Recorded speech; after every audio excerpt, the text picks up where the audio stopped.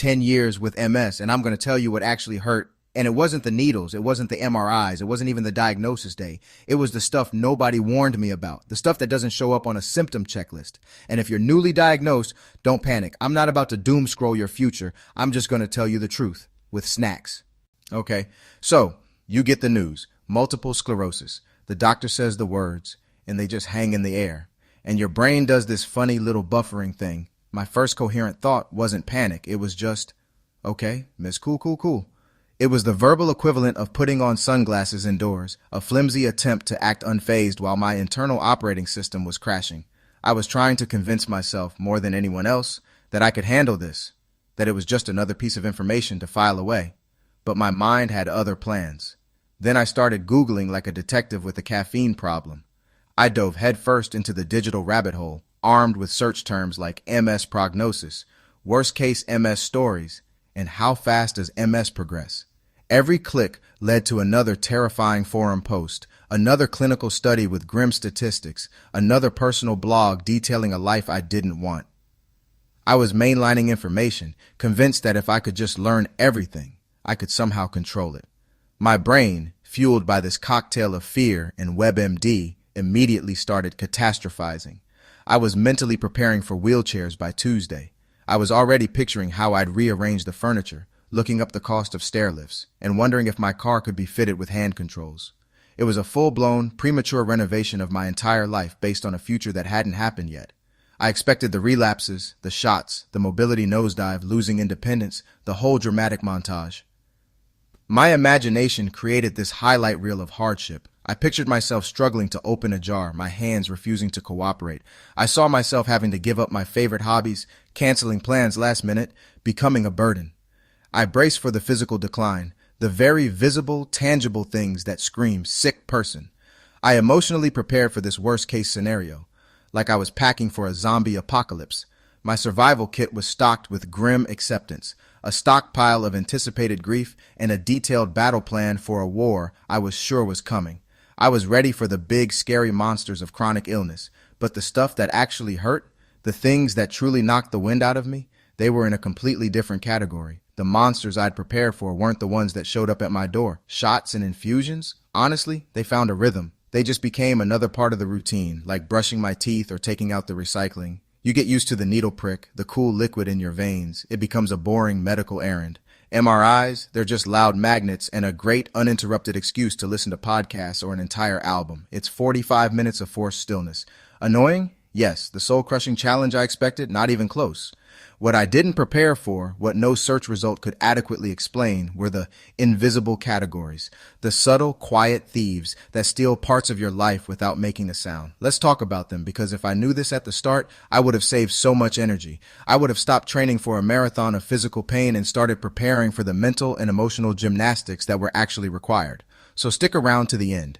The big reveal isn't about pain tolerance or how to bravely face a needle. It's about something way more useful, learning to navigate the things no one warns you about. Nobody prepares you for how much of living with a chronic illness, especially something like MS, is just a loading screen. It's this strange, suspended state where your life feels like it's been put on pause, but the rest of the world just keeps playing. You're stuck, watching that little progress bar, and you have no idea if it's moving, frozen, or about to crash. It starts with the big things, waiting for MRI results. That period after the scan, what some people call scanxiety, is its own special kind of purgatory. You're just in limbo, replaying every sensation in your body, trying to guess the outcome. Then there's the constant low-humming question. Is it progressing? Every time you trip or forget a word or feel that deep bone-aching fatigue, a little voice whispers, "Is this it? Is this a new lesion? A new symptom?" It's a relentless self-interrogation. You find yourself waiting for new research, clinging to headlines about breakthroughs, only to realize that promising in a lab is still a decade away from being a treatment in a clinic. And you're waiting to feel normal again, whatever that even means anymore. Waiting for a day where you wake up and the fog has just lifted. Living in that state of maybe next year quietly drains you. It's not a dramatic sudden collapse. It's water on a rock, slow. A constant, tiny erosion of your spirit, and that erosion, that slow drain, is actually why I stopped waiting for a cure. It felt radical at first, like giving up, but it wasn't. It was taking my power back from the what-ifs. I started building a life I could live now, not just for some hypothetical, healthy future me someday. I started finding joy in the good hours, not just mourning the bad ones. I focused on what my body do instead of everything it couldn't. And weirdly, that made waiting lighter.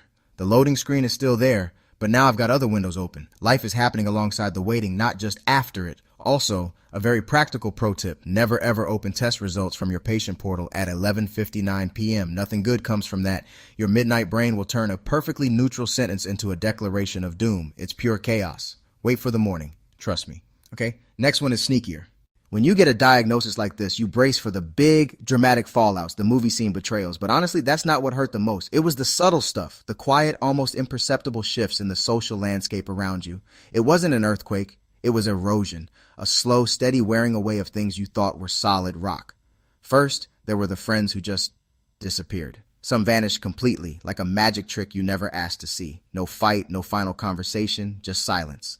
Others faded out slowly. The weekly check-in texts became monthly, then stopped altogether. The invitations to hang out dried up. I think for many, they just didn't know what to say, so they chose to say nothing at all. The silence was deafening. Then, on the opposite end of the spectrum were the friends who overhelped. The ones who meant well, but whose help felt smothering. They'd rush to grab a door you were perfectly capable of opening, or speak for you at a doctor's appointment. It's a strange feeling, being treated like you're made of glass. Their kindness, while genuine, accidentally stripped you of your agency, turning you into a project to be managed rather than a person to be with.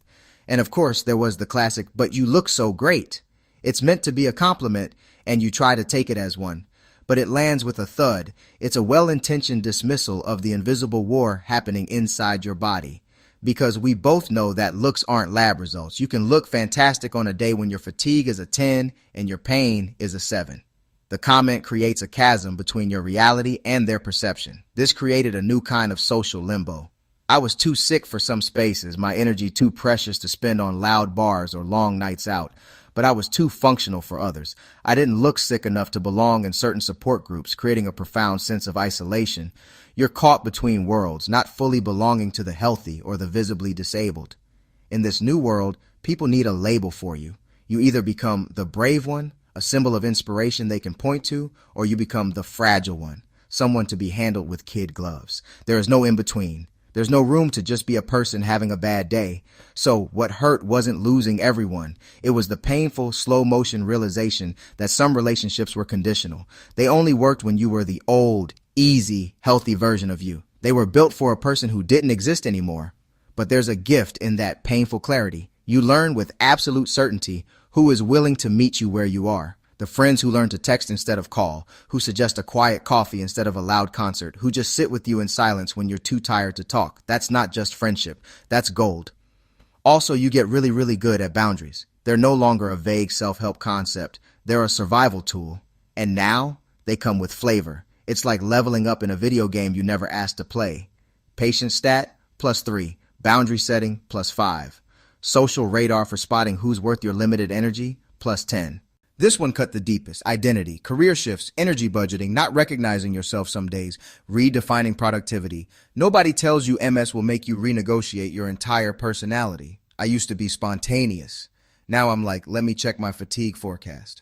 It hurt grieving the version of yourself who thought time was unlimited, but it also forced clarity. What matters? Who matters? Where does my energy actually change my life? That became my new North Star. Identity didn't break. It updated. Let's balance the scales. Infusions became routine. Advocating for myself got easier. Saying no became a superpower. I got mentally tougher. I did not become fragile. I became strategic. Efficiency is my love language now. If this helps, hit subscribe and like. More honest MS talk, less doom scroll. We do real talk, tools, and snacks. Mostly snacks. All right, final truth coming. The thing that actually defined year 10. The hardest part wasn't pain. It was uncertainty. Identity shift. Learning to live without guarantees. But I didn't break, I adjusted. And that's not weakness, that's evolution. If you've had MS for a while, what surprised you the most? Drop it in the comments. If you're newly diagnosed, the future isn't doom, it's different, and different can still be powerful. 10 years later, yeah, some things hurt, but so did growth.